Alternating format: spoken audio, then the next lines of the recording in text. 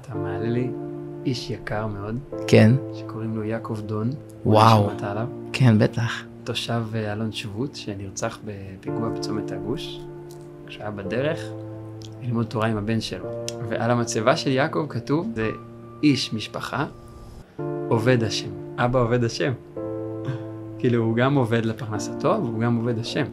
הילדים גם לא נותנים לי לפרוס כנפיים, ועכשיו לצאת להתפלל ולהיות בתוך העולמות שלי. מצד שני, הם הכי הדחיפה לזה.